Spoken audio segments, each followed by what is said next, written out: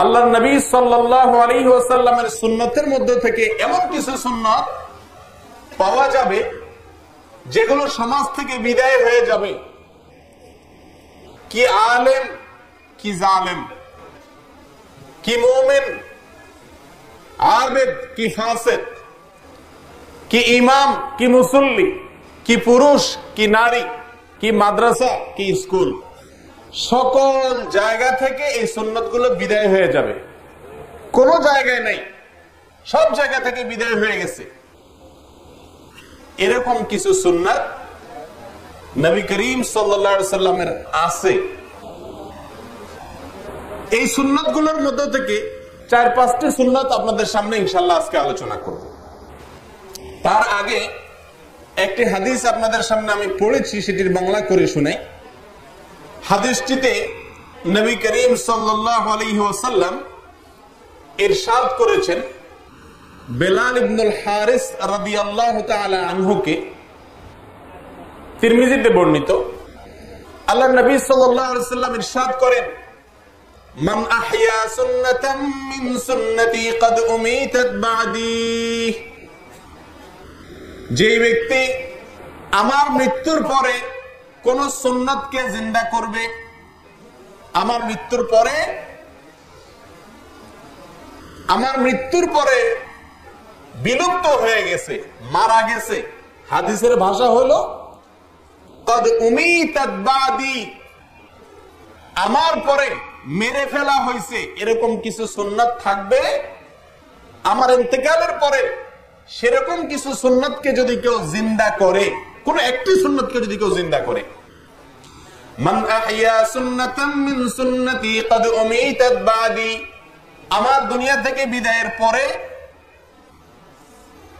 সুন্নাত সমূহের মধ্যে থেকে যে সুন্নাতগুলোকে মেরে ফেলা হয়েছে, উমিতাত, আমাতা ইউমিতু, ইমাতাতুন মানে মেরে ফেলা, আর মাতা ইয়ামিতু ইয়ামুতু মাউতান মানে মরে যাওয়া। সুন্নাত মরে যায়নি, সুন্নাতকে মেরে ফেলা হয়েছে। মানে কি ভাই? একটা সুন্নাত মরে গেছে আর এটাকে মেরে ফেলা হয়েছে, মানে কি? পার্থক্য কি?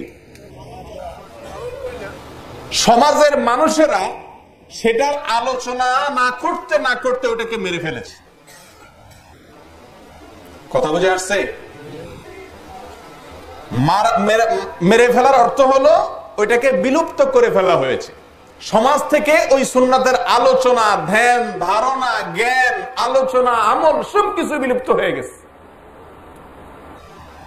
এরকম সুন্নাতের মধ্য থেকে কেউ যদি আমার একটি সুন্নাতকে জিন্দা করে, কি করে? জিন্দা করে। ওই সুন্নাতটাকে যদি জীবিত করে, ওই সুন্নাতকে যদি পুনর্জীবিত করে, পুনরায় সমাজে যদি সেটাকে প্রতিষ্ঠা করে, সমাজে যদি সেটাকে পুনরায় চালু করে, ভাই নবী করিম সাল্লাল্লাহু আলাইহি সাল্লামের সুন্নাতকে, সমাজে বিলুপ্ত হওয়া সুন্নাতকে পুনর্জীবিত করা, পুনরায় সেটাকে চালু করার উপায় কি? কিভাবে করতে পারে বলেন তো, কিছু আইডিয়া?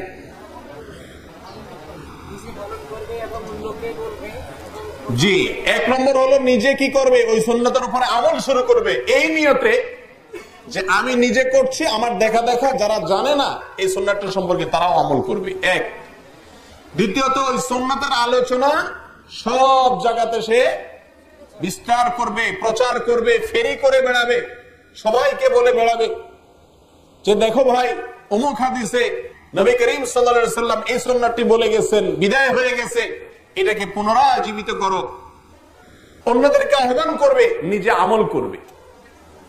এভাবে করে করে তার সকল চেষ্টা প্রচেষ্টাকে সে ব্যয় করে ওই মরা সুন্নাতটাকে সমাজে আবার খাড়া করার, জিন্দা করার চেষ্টা করবে। যদি এরকম কেউ করে, তার জন্য কি ওয়াদা? فَإِنَّ لَهُ مِنَ الْأَجْرِ مِثْلَ مَنْ عَمِلَ بِهَا مِنْ غَيْرِ أَنْ يُنْقَصَ مِنْ أُجُورِهِمْ شَيْئًا। তো এই ব্যক্তি তার দেখা বা তার চেষ্টার কারণে যত মানুষ আমল করবে ওই সুন্নাতের উপরে, তাদের সবাই সওয়াব যা তারা পাইতো সেটা তো তারা পাবেই পার্সোনালি। যেই বেচারা এই সুন্নাতটাকে প্রচার প্রতিষ্ঠা করার চেষ্টা করছে, যত মানুষ এর ভিতরে এটার প্রচলন হয়েছে, সমস্ত মানুষের যত আমল করেছে তার সমপরিমাণ সওয়াব এই ব্যক্তি পাবে যে সুন্নতটাকে পুনরায় চালু করছে। আর এর বিপরীতটাও আছে,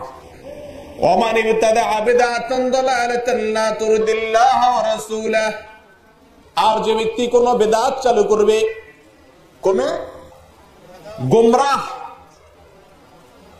পথভ্রষ্ট করা বেদাতকে, যেটা ইসলামে নাই, এটাকে ইসলামের নাম দিয়ে চালু করবে সমাজে, এটাকে প্রচার প্রসার করবে, এটাকে জীবিত করবে, পুনর্জীবিত করবে সমাজের মধ্যে, তাহলে কানা আলাইহি মিসলা আসামি মান আমিলা বিহা, যত মানুষ তার এই প্রচারের কারণে আমল করবে সবার সমপরিমাণ গুনাহ সে ভোগ করবে। লা ইয়ানকুসু যালিকা মিন আওজারিন নাসি শাইআ, তাই বললা যারা তার প্রচারের কারণে এই বেদাতে লিপ্ত হয়েছে তাদের গুনাহ মাফ নাই, তাদেরটা তো আছেই। এই ব্যক্তি সবার সমপরিমাণ গুনাহের ভাগী হবে। আল্লাহ আমাদের হেফাজত করেন। একটা মেসেজ আপনাদের অনেকের মোবাইলে, সবার সাথে এখন অ্যান্ড্রয়েড মোবাইল আছে, ফেসবুকে মেসেজে, হোয়াটসঅ্যাপে, ইমোতে ইত্যাদিতে একটা মেসেজ আসে। কি মেসেজ? অনেক মেসেজ আসে, এর ভিতরে একটা আমার নজরে পড়ছে যে ভাই এই মেসেজটা যে মদিনা থেকে নবী করিম সাল্লাল্লাহু আলাইহি ওয়াসাল্লামকে স্বপ্নে দেখছে, উনি বলছেন এটা এটা করতে, এটা এটা করতে, হান হান করতে, আমতান করতে স্বপ্নে দেখছে, এই কথাটা যদি আপনি 10 জন মানুষের কাছে আজকে প্রচার করেন তাহলে এই কয়দিনের ভিতরে আপনি একটা সুসংবাদ পাইয়া যাবেন। আর যদি প্রচার না করছেন তো আপনার 14 গোষ্ঠী শেষ। এই জাতীয় একটা মেসেজ আপনারা দেখছেন নি? আচ্ছা, মিথ্যা, ইসলামের নামে মিথ্যা এবং ভুয়া একটা জিনিস প্রচার করছে। আমি অনেক ভালো ভালো মানুষ জানতাম, ভালো ধারণা ছিল, অনলাইনে পরিচয়, এরকম মানুষকেও দেখি এই মেসেজ পাঠায়। তো এই লোক একটি বিদআত, ইসলামের নামে একটি ভুয়া জিনিসকে প্রচারে যদি সে লিপ্ত হয়, তো ওই যে 10 জনে পাঠাচ্ছে, 10 জন কত 10 জন যাচ্ছে, এই সবার গুনাহগুলো তাদেরটা তো তাদের আছেই, আপনার আমল নামে এক্সট্রা হিসেবে জমা হচ্ছে। আল্লাহ তাআলা আমাদেরকে হেফাজত করে। ও ভাই, তাহলে শুরুতে আমি আপনাদের ওয়াদা নিতে চাচ্ছি, যে কয়টা সুন্নতের কথা বলবো ইনশাআল্লাহ, এগুলো সমাজে পুনরায় চালু করার চেষ্টা করবেন। বুঝেন না আসলে, এই জন্য ইনশাআল্লাহ বলে ফেলছেন। সুন্নত গুলো সবগুলা সোজা মিষ্টি সুন্নত না, মিষ্টি মিষ্টি সুন্নত পালন করা খুব সোজা আলহামদুলিল্লাহ। হ্যাঁ, মিষ্টি মিষ্টি সুন্নত আছে না কিছু, এগুলো পালন করতে আলহামদুলিল্লাহ বেশি ওয়াজ করা লাগে। ঈদের দিন মিষ্টি খাওয়া সুন্নত, বাবা জামা পরা সুন্নত, এগুলো ওয়াজ করা লাগে না আলহামদুলিল্লাহ। আমি যে সুন্নত গুলা বলবো এত সহজ না ভাই, বহুত কঠিন। সমাজে কেউ করে না, আপনাকে করতে হবে। সমাজের স্রোতের বিপরীতে চেষ্টা করতে হবে। আল্লাহ তাআলা আমাদেরকে তৌফিক দান করেন। প্রিয় দিনী ভাইরা, তাহলে এই হাদিস থেকে, যে হাদিসটি তিরমিজিতে বর্ণিত, বেলাল ইবনুল হারিস রাদিয়াল্লাহু তাআলা আনহু বর্ণনা করেছেন, হাদিসটিকে আল্লামা আলবানী রাহিমাহুল্লাহ সহ মুহাদ্দিসিনে কেরাম এটাকে বিশুদ্ধ বলেছেন এবং ইমাম তিরমিজি রাহিমাহুল্লাহ নিজে এটাকে হাসান বলেছেন। এই হাদিসটি থেকে আমরা বুঝলাম সুন্নাত জিন্দা করা। কি জিন্দা করা? সুন্নাত জিন্দা করা।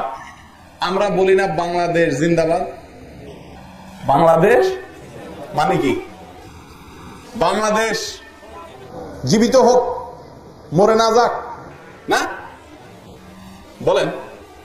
কিন্তু এখন যেটা বলতে চাচ্ছি আমি, সেটা হলো কি, আল্লাহ রসুলের সাল্লাল্লাহু আলাইহি সাল্লাম, আল্লাহ রসুল সাল্লাল্লাহু আলাইহি সাল্লামের মরা সুন্নাত গুলো জিন্দাবাদ। জিন্দাবাদ নেই, চাননি জিন্দাবাদ হোক? তো জিন্দাবাদ হইলে শুধু ওয়াজ শুনলে হবে না, আমল করতে হবে। রাজি আছেন তো ইনশাআল্লাহ? আল্লাহ আমাদের সকলকে আমল তৌফিক দান করেন।